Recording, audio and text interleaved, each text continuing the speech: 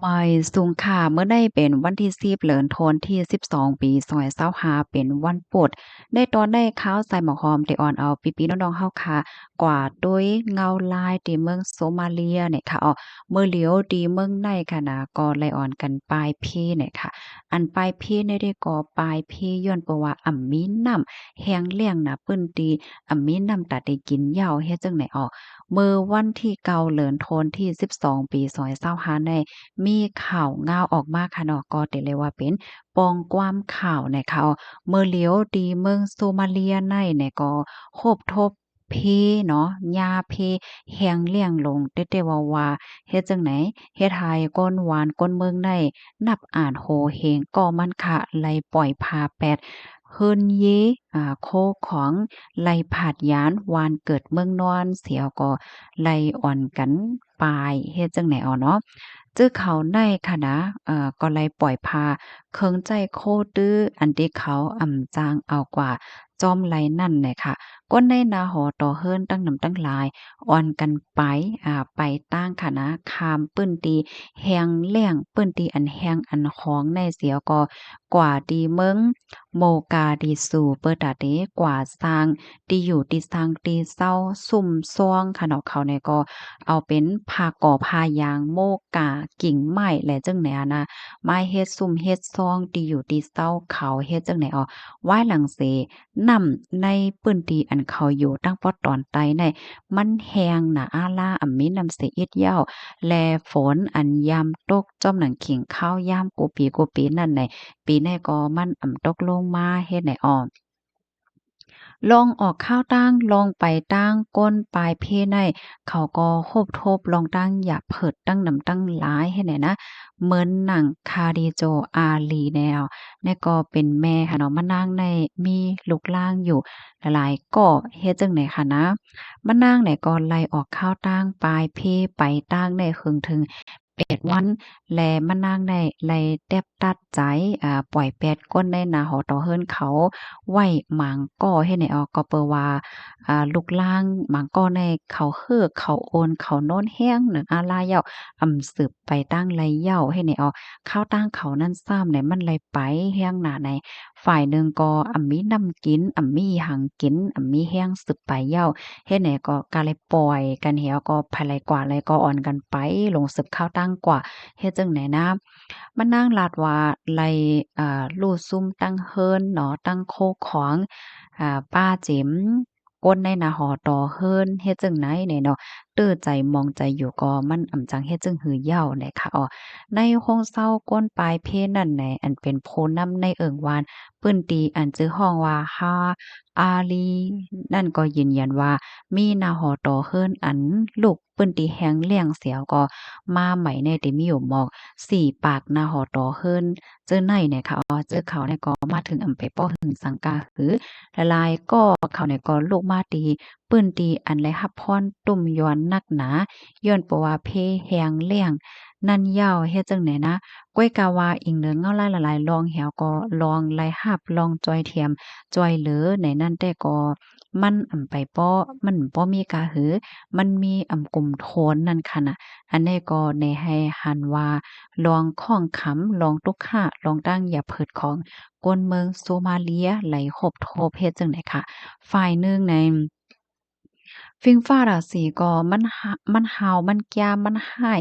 แรงหนาเฮ็ดจั่งเนี้ยกูก็เพลิอเสว่าก้นหวานก้นเมืองในทุกข่าอย่าเพิดเกี้ยนใจ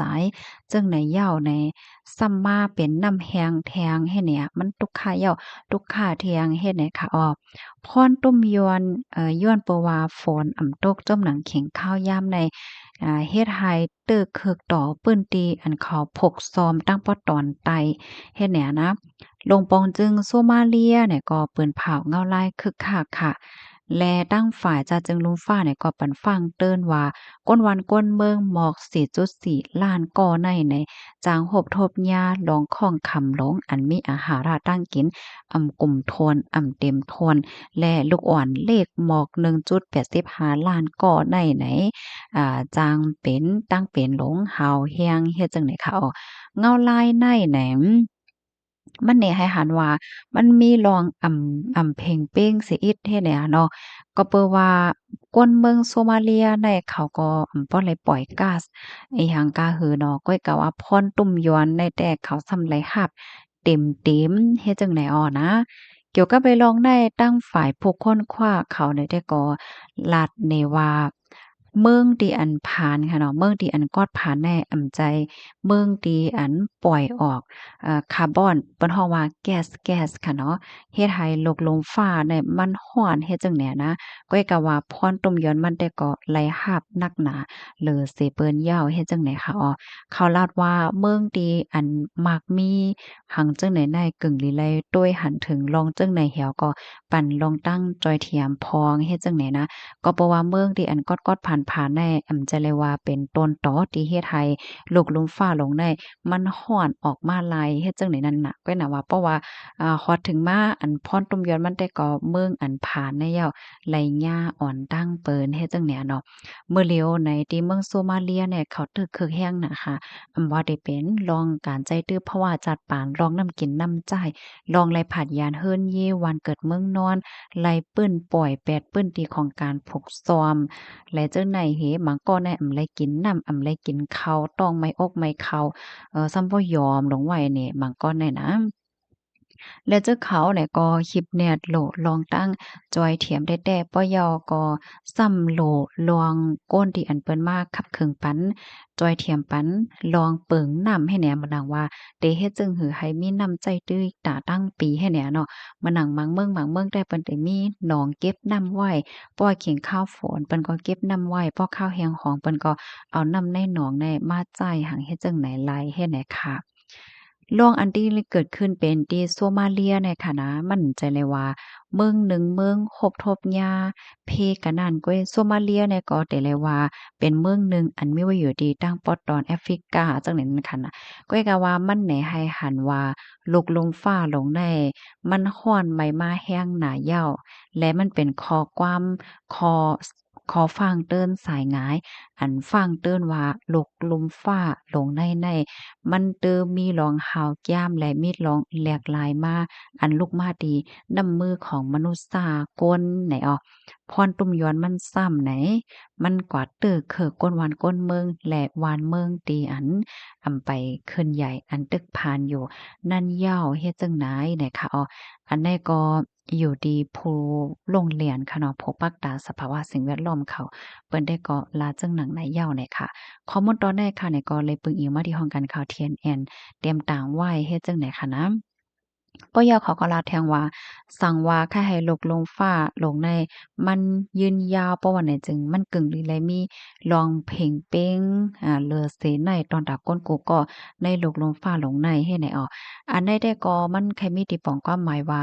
เหมือนจังหนังเมืองที่เปิ้นเคิ้นใหญ่ค่ะเนาะเปิ้นก็ได้มีโครงการโรงงานมีโรงใจแก๊สใจอิหยังก็แอร์ก้อนว่าเฮาว่าเฮ็ดแหนนะพอเข้ามาเขาก็เปิดแอร์ เฮ็ดเนี่ยมันปล่อยออกคาร์บอนไดออกไซด์หรือจังได๋แหน่นำหน้าเฮ็ดให้นั่นน่ะมันก็ตึกเคิกต่อก้นหมางตีหมางตั้งให้เนี่ยเนาะสภาวะสิ่งแวดล้อมมันก็แห้งแล้งมาเนี่ยเนาะเพราะว่าฝนก็ฝนแห้งน้ำท่วมก็ท่วมแห้งเฮ็ดจั่งใดอ้อพี่น้องค่ะถ่อมขาโหนยาวหันเทินจังหือพองค่ะเพราะว่ามาด้วยไหนมาปอมังไหลเฮาว่าเฮาตกค่าเหย้าเนี่ยอันเปิ้นตกค่าหรือเฮาก็ยังมีเถียงให้แหน่เนาะยินจมกูก็ที่รับถอมปันแห้งค่ะย้อนให้อยู่เลยกินวาในรอดเพศกันค่ะเนาะเหมยสงค่ะ